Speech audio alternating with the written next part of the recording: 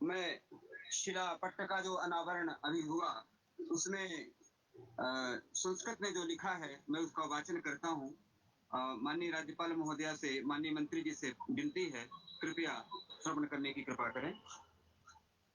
महर्षि पाणिनि संस्कृत एवं वैदिक विश्वविद्यालय उज्जयिनी शिलान्यास विधि नगर शिखलोचने मिति वैक्रमाब्दे प्रमादिनाम संवत्सरे भाद्रपद शुक्ल त्रयोदशी तिथौ सोमवासरे 31/8/2020 दिनांके मध्य प्रदेश राज्यस्य राज्यपाल पदमलंकुर्वाणानाम् आदरणीयानां श्रीमतीनाम् आनंदीबेन पटेल वर्याणाम् आध्यक्षे मध्य प्रदेश शासनस्य उच्च शिक्षा मंत्रिणां डॉक्टर मोहन यादव वर्याणां मुख्यातिथ्ये विश्वविद्यालय परिसरे उज्जयिन्याम् आचार्य सांदीपनि शिक्षा भवनस्य योगेश्वर श्रीकृष्ण योग भवनस्य च शिलान्यास विधिः संपन्नताम् अगात्।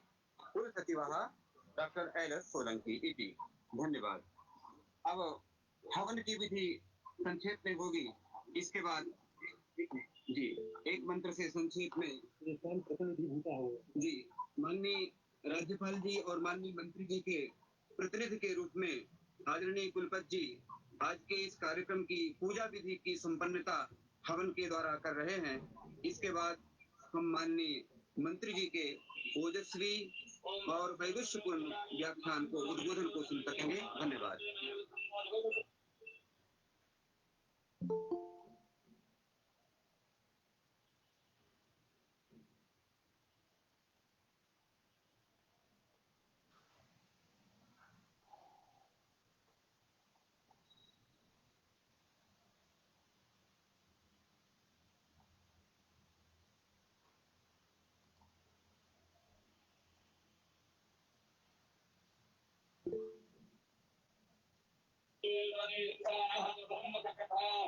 ओम अनंताय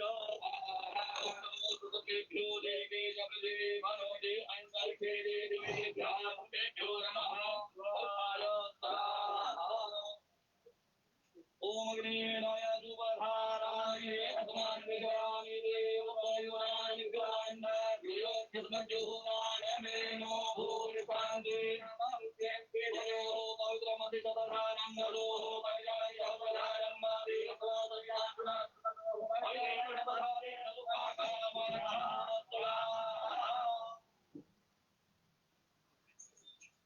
नारायण भगवान की जय। मैं माननीय उच्च शिक्षा मंत्री जो हमारे इस मालवा क्षेत्र के रत्न हैं, जिन्होंने इस विश्वविद्यालय को, जिनकी उपस्थिति में इस विश्वविद्यालय का बीजारोपण हुआ और उनकी देखरेख में विश्वविद्यालय अंकुरित हुआ, पुष्पित और पल्लवित हुआ, आज फलित हो रहा है, जिनका इस विश्वविद्यालय के प्रति प्रारंभ से ही विशेष स्नेह रहा है, वे छोटी छोटी बातों की चिंता करते रहते हैं। सौभाग्य है कि इस क्षेत्र के वे जनप्रतिनिधि हैं और आज मध्य प्रदेश शासन में उच्च शिक्षा मंत्री के रूप में दायित्व संभाल रहे हैं, उनके गौरवपूर्ण नेतृत्व में यह विश्वविद्यालय निश्चित रूप से ऊंचाइयों का स्पर्श करेगा। मैं अत्यंत सम्मान के साथ विश्वविद्यालय परिवार की ओर से आपके प्रति निवेदन करता हूँ, कृपया इस अवसर पर विश्वविद्यालय परिवार को संबोधित करने की कृपा करें। परम आदरणीय माननीय उच्च शिक्षा मंत्री डॉक्टर मोहन यादव जी।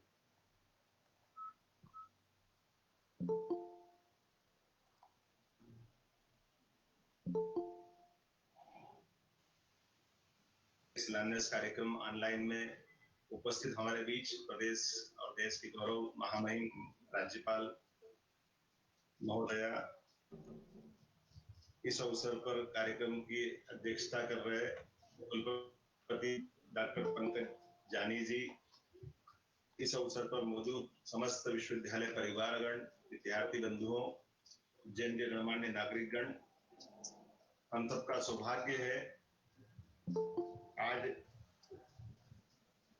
कई अलग अलग नामों से जाने जाने वाली उज्जैन हर युग में, हर कल्प में, हर समय अस्तित्व में रहने वाली ऐसी पवित्र अवंतिका, उस नगरी पर महर्षि पाणिनि संस्कृत वैदिक विश्वविद्यालय में नवीन श्री कृष्ण योग भवन का शिलान्यास हुआ।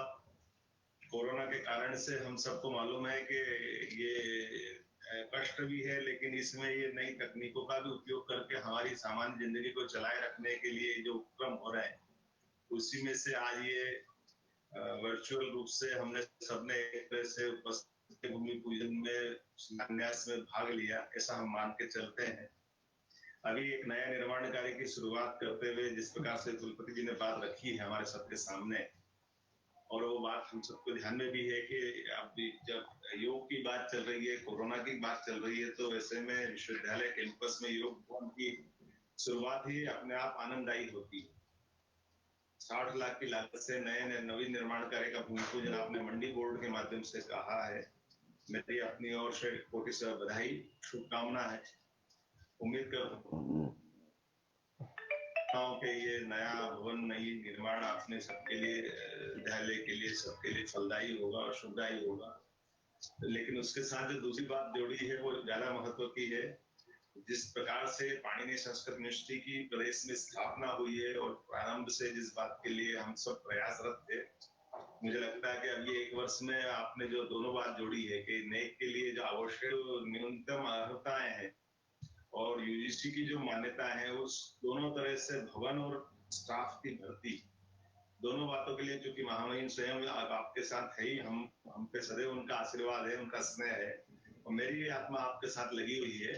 हम उम्मीद कर रहे हैं कि आपकी ये दोनों कमियों को इस साल पूरा करके अगले साल तक अपना विश्वविद्यालय पूर्ण विश्वविद्यालय के रूप में परिवर्तित हो जाए।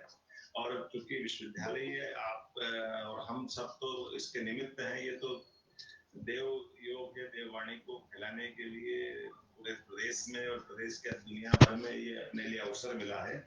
तो मैं पाणिनि संस्कृत यूनिवर्सिटी की जो न्यूनतम आवश्यकता रहेगी विभाग की तरफ से, माननीय महामहिम के आशीर्वाद से, माननीय यशस्वी मुख्यमंत्री का भी प्रेम सदैव बना ही रहता है, उनके आशीष से हम इसको जल्दी से जल्दी पूरा करेंगे। आप अपनी कुछ आवश्यक डिटेल लेकर के आए, हम आने वाले समय में हम सब बातों को जल्दी से जल्दी मंजूर करेंगे और उम्मीद कर रहे हैं कि इस नवीन निर्माण कार्य के साथ साथ आगामी निर्माण कार्य भी शीघ्र प्रशासनिक भवन के या जो रिक्वायरमेंट है, मेरी तो ऐसी इच्छा भी है कि अगर आपके यहाँ कैंपस में जगह थोड़ी कम भी पड़ती हो तो और इलाका भी है उज्जैन का, बाकी जगह अपन इसकी पूर्ति कर सकते हैं, क्योंकि आगामी कुंभ मेला जब होता है सिंहस्थ का, तो बड़े पैमाने पे हमारी पीएचडी की लैंड उपलब्ध रहती है और चूंकि सिंहस्थ और संस्कृत इसमें कोई अंतर नहीं, तो सांस्कृतिक दृष्टि से आगामी गतिविधि शैक्षणिक रूप से चलाने की दृष्टि से 11 साल 11 महीने हमारे लिए बहुत होते हैं। 1 महीने हमारे अपनी जैसे बात की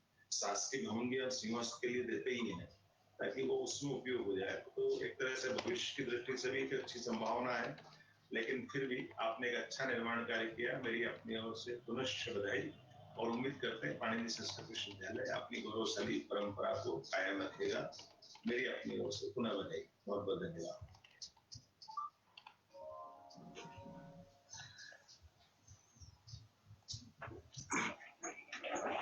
बहुत बहुत धन्यवाद। माननीय मंत्री जी, अब मैं आज के इस कार्यक्रम की परमाध्यक्षता कर रही हम सबके लिए परम वंदनीय हमारे विश्वविद्यालय की परमादरणीय कुलाधिपति महोदया एवं मध्य प्रदेश राज्य की माननीय राज्यपाल महोदया के श्री चरणों में सविनय प्रार्थना करता हूँ, कृपया आशीर्वचन प्रदान करने की कृपा करें।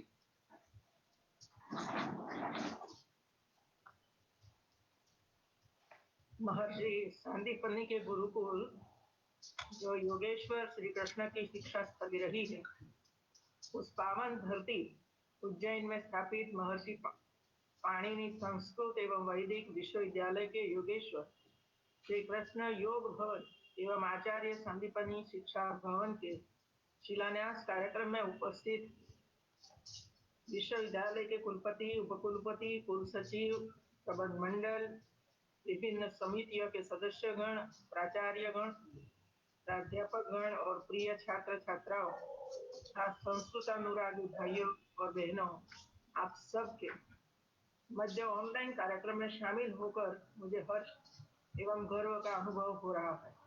इस अवसर पर उज्जैन के प्राचीन गौरव को पुनः स्थापित करने में विश्वविद्यालय सफल हो, इसके लिए मेरी शुभकामनाएं। विश्वविद्यालय में छात्र छात्राओं के अध्ययन अध्यापन की सुविधा को बेहतर बनाने के लिए योगेश्वर श्री कृष्ण योग भवन एवं आचार्य सांदीपनि शिक्षा भवन के निर्माण से महत्वपूर्ण आवश्यकता की पूर्ति होगी। आशा है कि भवन का निर्माण समय सीमा में पूर्ण होगा, जो विश्वविद्यालय की अध्ययन अध्यापन की सुविधाओं को और अधिक बेहतर करेगा। यह जानकर प्रसन्नता हुई कि कोविड-19 के संक्रमण के कारण लागू किए गए लॉकडाउन काल की विषम परिस्थिति को अवसर के रूप में बदलने में विश्वविद्यालय द्वारा सकारात्मक प्रयास किए गए। छात्र छात्राओं के बौद्धिक कौशल विकास के लिए बागवर्धिनी युवा उत्सव, विद्वानों के विशेष व्याख्यान, कार्यशालाएं तथा परिसंवाद आयोजन के साथ साथ शिक्षकों ने ऑनलाइन कक्षाएं और छात्रों को अध्ययन सामग्री उपलब्ध कराई। डिप्लोमा पाठ्यक्रमों का लेखन कार्य करने के साथ ही कार्यरत विद्वान आचार्यों द्वारा प्राचीन एवं सनातन ज्ञान परंपरा के संवाहक एवं विद्वान आचार्यों के जीवन तथा उनके महान ग्रंथों पर केंद्रित प्रामाणिक शोध आलेखों का संकलन शोध कार्य किया गया है। विश्वविद्यालय द्वारा प्राचीन और सनातन ज्ञान विज्ञान परंपरा को जन सामान्य तक पहुंचाने के लिए अल्पावधि वाले पत्रापाठी डिप्लोमा तथा सर्टिफिकेट पाठ्यक्रमों में ऑनलाइन प्रवेश एवं अध्यापन के प्रयास कर रहा है। यह संस्कृत ज्ञान की विरासत को विस्तारित करने की सराहनीय पहल है। इससे अन्य विषयों के विज्ञान, वाणिज्य, ललित कला आदि के विद्यार्थी और जिज्ञासु जन डिग्री पाठ्यक्रमों के साथ संस्कृत अध्ययन कर सकेंगे।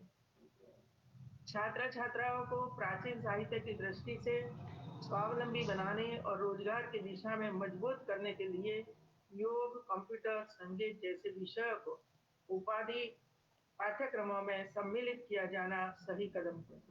इससे संस्कृत शास्त्रों के साथ स्वरोजगार के लिए ज्ञानार्जन की सुविधा के नए अवसर छात्र छात्राओं के मिल सकेंगे। कोविड-19 के अदृश्य वायरस ने इस मिथक को तोड़ दिया है कि प्रकृति मनुष्य के अधीन है। प्रकृति के साथ सामंजस्य पर आधारित जीवन शैली को अपनाने का यही सही समय और अवसर सभी भी मानवता के सामने मौजूद है। जलवायु परिवर्तन की इस महामारी ने भी यह चेतना जगाई है कि विश्व समुदाय के प्रत्येक सदस्य की नियति एक दूसरे के साथ जुड़ी हुई है। मेरी धारणा है कि वर्तमान संदर्भ में अर्थ केंद्रित समावेशन से अधिक महत्व मानव केंद्रित सहयोग का है।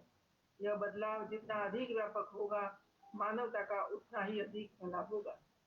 21वीं सदी को उस सदी के रूप में याद किया जाना चाहिए जब मानवता ने मतभेदों को दरकिनार करके धरती माँ की रक्षा के लिए एकजुट प्रयास किए। वायरस की इस चुनौती ने हमें समझाया है कि अपने जीवन की रक्षा और विकास के लिए मुख्यतः अपने आसपास के लोगों पर निर्भर है। कोरोना वायरस मानव समाज द्वारा बनाए गए कृत्रिम विभाजनों को नहीं मानता है। इससे यह विश्वास पुष्ट होता है कि मनुष्य द्वारा उत्पन्न किए गए हर प्रकार के पूर्वाग्रह और सीमाओं से हमें ऊपर उठने की आवश्यकता है। भारतवासियों में परस्पर सहयोग और करुणा की भावना दिखाई देती है। हमें अपने आचरण में इस सद्गुण को और अधिक समाविष्ट करना चाहिए, तभी हम सबके लिए बेहतर भविष्य का निर्माण कर सकते हैं। कोविड-19 के विरुद्ध लड़ाई में जीवन और आजीविका दोनों की रक्षा पर ध्यान देना आवश्यक है। मौजूदा संकट को सबके हित में, विशेष रूप से किसानों और छोटे उद्यमियों के हित में समुचित सुधार लाकर अर्थव्यवस्था को पुनः गति प्रदान करने के अवसर के रूप में देखा जाना चाहिए। यह दौर हम सभी के लिए कठिन है। हमारे युवाओं की कठिनाई तो और भी गंभीर दिखाई देती है। शिक्षण संस्थानों के बंद होने से हमारे बेटे बेटियों में चिंता पैदा होगी और फिलहाल वे अपने सपनों और आकांक्षाओं को लेकर चिंतित होंगे। मैं उन्हें यह बताना चाहूंगी कि इस संकट पर हम विजय हासिल करेंगे। आवश्यक है कि अपने सपनों को पूरा करने के प्रयासों में सभी युवा निरंतर जुटे रहें। हमारे देश के इतिहास में ऐसे प्रेरक उदाहरण मौजूद हैं, जहां बड़े संकटों एवं चुनौतियों के बाद सामाजिक, आर्थिक और राष्ट्रीय पुनर्निर्माण का कार्य नई ऊर्जा के साथ किया गया। मुझे विश्वास है कि हमारे देश और युवाओं का भविष्य उज्जवल है। हमारे बच्चों और युवाओं को भविष्य की जरूरतों के अनुसार शिक्षा प्रदान करने की दृष्टि से ही केंद्र सरकार ने हाल ही में राष्ट्रीय शिक्षा नीति लागू करने का निर्णय लिया है। इस नीति से गुणवत्ता युक्त एक नई शिक्षा व्यवस्था विकसित होगी, जो भविष्य में आने वाली चुनौतियों को अवसर में बदलकर नए भारत का मार्ग प्रशस्त करेगी। अब युवाओं को अपनी रुचि और प्रतिभा के अनुसार विषयों को चुनने की आजादी होगी। इससे हमें अपनी क्षमताओं को विकसित करने का अवसर मिलेगा। हमारी भावी पीढ़ी इस योग्यताओं के बल पर रोजगार पाने के समर्थ, साथ ही समावेशन दूसरों के लिए रोजगार के अवसर उत्पन्न करेगी। राष्ट्रीय शिक्षा नीति एक दूरदर्शी और दूरगामी नीति है। इससे शिक्षा में समावेशन, नवाचार और संस्थान की संस्कृति को मजबूती मिले, ऐसे प्रयास किए जाए। नई शिक्षा नीति के तहत मातृभाषा में अध्ययन को महत्व दिया गया है, जिससे बाल मन सहजता से पुष्पित पल्लवित हो सकेगा। साथ ही इससे भारत की सभी भाषाओं को और भारत की एकता को आवश्यक बल मिलेगा। किसी भी राष्ट्र को सशक्त बनाने के लिए उसके युवाओं का सशक्तिकरण आवश्यक होता है। राष्ट्रीय शिक्षा नीति इस दिशा में एक बड़ा कदम है। विश्वविद्यालय नवीन शिक्षा नीति के अनुसार संस्कृत भाषा तथा साहित्य के विस्तार को व्यापक कार्य योजना तैयार करें। कार्य योजनाओं का निर्माण आधुनिक संदर्भ में किया जाए, जिससे संस्कृत में विद्यमान महान ज्ञान संपदा को अधिकतम लोगों तक पहुंचाया जा सके। छात्रों में आत्मनिर्भरता का गुण विकसित करने के लिए सभी पाठ्यक्रमों में सैद्धांतिक अध्ययन अध्यापन के साथ साथ उसके प्रायोगिक अध्ययन पर भी बल दिया जाए। संस्कृत शिक्षा के प्रमुख उद्देश्यों में से एक सुयोग्य नागरिक का निर्माण है। इस दिशा में अभिनव प्रयासों को बढ़ावा दिए जाने पर विशेष बल रखा जाए। श्रेष्ठ शिक्षक निर्माण हेतु विश्वविद्यालय में शिक्षक प्रशिक्षण कार्यक्रमों का आयोजन किया जाए। विश्वविद्यालय में संचालित शास्त्रीय शिक्षा शास्त्र पाठ्यक्रमों में श्रेष्ठ शिक्षक निर्माण के लिए आवश्यक मूल्य पर शिक्षा का समावेश किया जाए। विश्वविद्यालय संस्कृत की परंपरागत शिक्षा का प्रमुख केंद्र है, अतः इसकी गुणवत्ता वृद्धि हेतु आवश्यक कार्य योजना बनाकर नेट का ग्रेड ए करने के प्रयासों को प्राथमिकता दी जानी चाहिए। कोविड-19 हमारे समक्ष प्रोफेशनल और पर्सनल प्राथमिकताओं में संतुलन कायम करने की नई चुनौतियां लाया है। चाहे कुछ भी हो, फिटनेस और व्यायाम के लिए जरूर समय निकालें। अपनी शारीरिक और मानसिक तंदुरुस्ती को बेहतर बनाने के साधन के तौर पर योग का भी अभ्यास करें। आज जरूरत इस बात की है कि ऐसी जीवन शैली के मॉडल्स के बारे में सोचा जाए, जो आसानी से सुलभ हो, जिसमें योग, नेचुरोपैथी, परंपरागत चिकित्सा के ज्ञान का सार्थक उपयोग हो। ऐसा करने का आशय यह होगा कि संकट काल में भी हमारे कार्यालय, कारोबार, व्यापार किसी प्रकार के जन हानि के बिना त्वरित गति से आगे बढ़ सके। हमें ऐसे मॉडल्स के बारे में भी सोचना होगा जहां उत्पादकता और कुशलता उपस्थिति के प्रयास ज्यादा मायने रखती है। कार्य को निर्दिष्ट समय सीमा के भीतर पूरा करने पर बल दिया जाए। डिजिटल गतिविधियों को अधिक से अधिक प्रसारित करने के लिए तकनीक को उपयोगकर्ता के लिए सरल और सुविधा संपन्न बनाना भी जरूरी है। आज अगस्त माह का अंतिम दिन है। भारतीय इतिहास में अगस्त माह का विशेष स्थान है। इसी माह गुलामी के बंधनों के मुक्त होने का शंखनाद भारतीय जनमानस ने 9 तारीख को किया था। इसी माह 15 अगस्त को हमें आजाद भारत के नागरिक होने का गर्व और गौरव मिला था। इस कड़ी में 5 अगस्त 2020 का दिन भी अंकित हो गया है। इस माह के प्रारंभ में अयोध्या में श्री राम जन्मभूमि पर मंदिर निर्माण का शुभारंभ हो गया है। इससे देशवासियों को गौरव की अनुभूति हुई है। देशवासियों ने जिस धैर्य संयम के साथ देश की न्याय व्यवस्था के और विश्वास रखते हुए श्री राम जन्मभूमि संबंधी न्यायिक प्रकरण को समुचित न्याय प्रक्रिया के द्वारा सुलझाने तथा उच्चतम न्यायालय के निर्णय को सभी पक्षों और देशवासियों ने सम्मान के साथ स्वीकार कर शांति, अहिंसा, प्रेम, सौहार्द, भारतीय जीवन मूल्यों को एक बार फिर विश्व समुदाय के समक्ष जीवंत किया है। एक भारत श्रेष्ठ भारत की परिकल्पना को साकार करने का यह सही समय है। आप सभी से मेरा अनुरोध है कि हर क्षेत्र में सर्वश्रेष्ठ के लक्ष्य को लेकर हमें आजादी के 75वें साल के लिए आगे बढ़ना होगा। यह तय करना होगा कि साधारण से काम नहीं चलेगा, होता है अथवा चलता है। इस भाव को छोड़ना होगा, सबसे ऊपर रहने का प्रयास करना होगा। इसके लिए सर्वश्रेष्ठ उत्पादन, सर्वश्रेष्ठ श्रम, सर्वश्रेष्ठ शासन का लक्ष्य बनाकर कार्य करें। हमारी नीतियां, हमारी प्रक्रियाएं और हमारे उत्पाद सभी सर्वश्रेष्ठ होना चाहिए। अंत में मैं आप सभी लोगों से यह कहना चाहूंगी कि हम आत्मनिर्भर भारत की प्रतिज्ञा करें।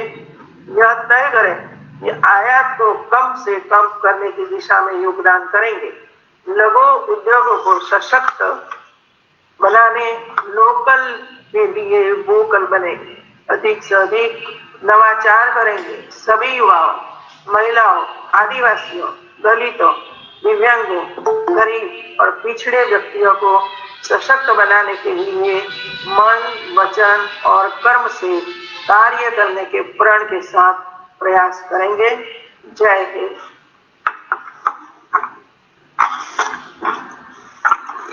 मैं माननीय राज्यपाल जी के प्रति और माननीय मंत्री जी के प्रति कृतज्ञता कुसुमांजलि समर्पण हेतु विश्वविद्यालय के उपकुलपति डॉक्टर उपाध्याय जी से निवेदन करता हूं, कृपया पधारें।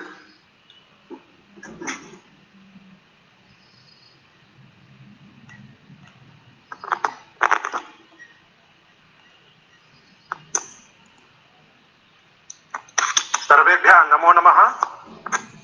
नमः सभायै सभापतिभ्यश्च।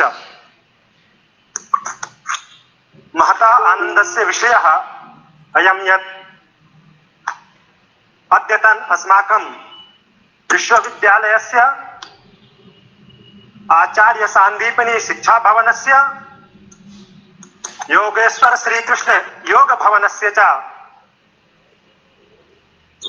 शिलान्यास कार्यक्रमे द्वयोः प्रदेशयोः यशस्वी राज्यपाल महोदया श्रीमती आनंदीबेन पटेल महोदया गूगल मीट इति माध्यमेन संपृक्ता वर्तते। तासां कुलाधिपति महाभागानां अहं विश्वविद्यालय पक्षतः हार्दं कार्तज्ञं विज्ञापयामि। तथैव मध्य प्रदेश शासनस्य यशस्विनः उच्च शिक्षा मंत्रिणः अस्य क्षेत्रस्य प्रतिनिधयः मान्याः मोहन यादव महोदयानामपि अहं विश्वविद्यालय पक्षतः कार्तज्ञं विज्ञापयामि। वयं धन्या स्मः यत् यथा राज्यपाल महोदयानां कथने तया उक्तं यत् अयम् अगस्त मासः अत्यंत महत्वपूर्णः वर्तते। अगस्त मासस्य प्रथमे सप्ताहे चिरप्रतीक्षितं राम मन्दिरस्य शिलान्यास कार्यक्रमः जातः। तदैव सप्तपुरीषु अन्यतमा अवन्तिकायाम् अगस्त मासस्य अन्तिमे सप्ताहे राज्यपाल महोदयानां मुख्यमन्त्रिणां शिक्षामन्त्रिणां च नेतृत्वे अवन्तिकायां योगेश्वर श्रीकृष्ण भवनस्य सान्दीपनी शिक्षा भवनस्य च शिलान्यास कार्यक्रमः जातः। वयम् आशान्विताः स्मः बहुकालात् यानि कार्याणि चिन्तितानि आसन् तानि सर्वाणि अपि कार्याणि अगस्त मासे संजातानि इति राज्यपाल महोदया उक्तम्। अतः अस्माकम् आशा अस्ति यत् अस्माकं विश्वविद्यालयस्य भवन इत्यादि निर्माण कार्यमपि राज्यपाल महोदयानाम् आशीर्वादेन अस्माकं शिक्षामन्त्रिणः मार्गदर्शने च निश्चयेन भविष्यति। अतः अनेन माध्यमेन ये केऽपि सम्पृक्ताः सन्ति अहं तेषां प्रति हार्दं कार्तज्ञं विज्ञापयामि। एतत् भावयामि अपि विश्वस्मि अपि यत् निश्चयेन यस्य कार्यक्रमस्य शिलान्यास कार्यक्रमः जातः यथा शिक्षामन्त्री महोदयेन उक्तं यत् वयं वर्षे एकस्मिन् वर्षे तत् सम्पूर्णं लक्ष्यं साधयिष्यामः। अतः बारं विश्वविद्यालय पक्षतः सर्वेषां कार्तज्ञं विज्ञाप्य विरमामि। वदतु संस्कृतं, जयतु भारतम्।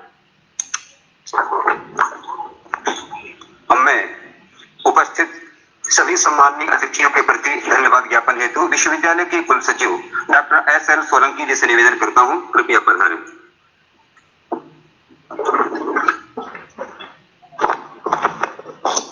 महर्षि पाणिनि संस्कृत एवं वैदिक विश्वविद्यालय के कुलाधिपति जी, हमारे विभाग के उच्च शिक्षा विभाग के उच्च शिक्षा मंत्री और विश्वविद्यालय के प्रमुख माननीय मोहन यादव जी, हमारे विश्वविद्यालय के कुलपति आदरणीय जानी जी, हमारे विश्वविद्यालय के उप कुलपति आदरणीय मनमोहन उपाध्याय जी, हमारे विश्वविद्यालय की सम्मानीय कार्य परिषद के सम्मानीय सदस्य आदरणीय भरत जी, हमारे विश्वविद्यालय में जितने भी शिक्षक, प्राचार्य और छात्र छात्राएं, आप सभी को मैं अगस्त माह के आज अंतिम दिवस एक बहुत बड़ी उपलब्धि के लिए सर्वप्रथम बधाई देता हूं।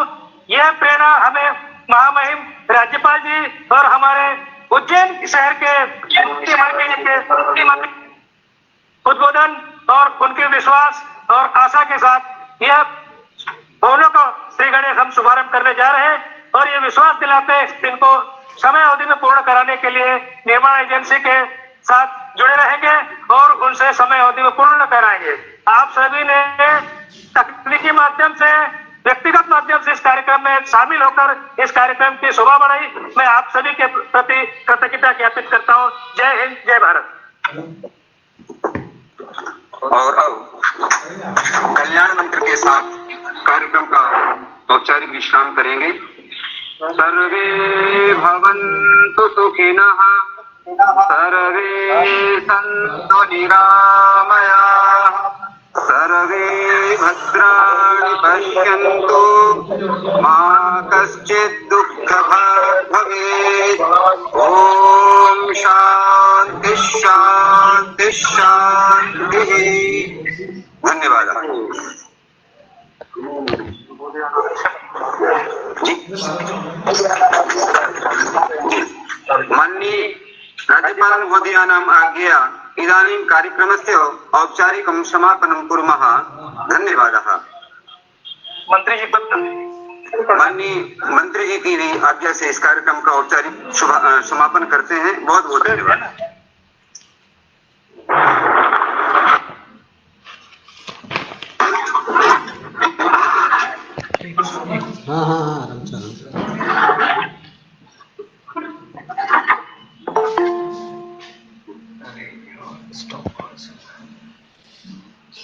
गया था।